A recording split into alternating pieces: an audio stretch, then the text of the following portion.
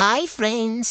எங்க மம்மி கிட்ட டிவார்மிங் பத்தி நிறைய டவுட்ஸ் கேட்டிருந்தீங்களா ஃப்ரெண்ட்ஸ்? டிவார்மிங் எப்போ பண்ணணும்? லிக்யூடாக கொடுக்கறது பெட்ரா இல்லை டேப்லெட்டாக கொடுக்கறது பெட்ரா? என்ன இன்னைக்கு எவ்வளோ அளவில் கொடுக்கணும்? அதெல்லாம் நிறைய டவுட்ஸ் கேட்டிருந்தீங்களா ஃப்ரெண்ட்ஸ்? உங்களுக்காக தான் இந்த வீடியோ ஃப்ரெண்ட்ஸ். வாங்க ஃப்ரெண்ட்ஸ் பார்க்கலாம். என்னோட டாக்டர் எனக்கு சஜெக்ஷன் பண்ணது லிக்விட் ஃப்ரெண்ட்ஸ். எனக்கு 6 மந்த் வரைக்குமே லிக்விட் எடுத்துக்கலாம்னு சொல்லியிருக்காங்க ஃப்ரெண்ட்ஸ்.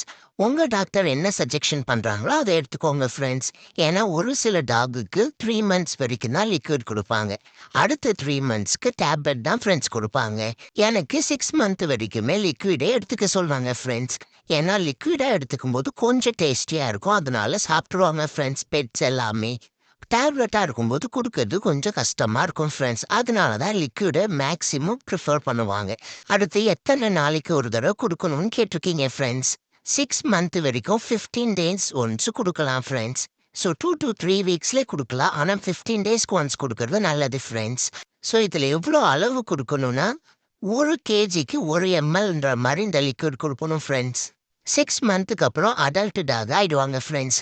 அப்போ நீங்கள் என்ன பண்ணலாம்னா 2 மந்த்ஸ்க்கு ஒன்ஸ் மட்டும் டிவார்மிங் பண்ணால் போதும் ஃப்ரெண்ட்ஸ். டிவார்மிங் பண்ணி 1/2 hour கழிச்சு ஃபுட்டு கொடுங்க ஃப்ரெண்ட்ஸ்.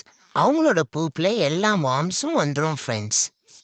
ஏதாச்சும் டவுட்ஸ் இருந்தால் கமெண்ட் பண்ணுங்கள் ஃப்ரெண்ட்ஸ். பாய் ஃப்ரெண்ட்ஸ், வரட்டா?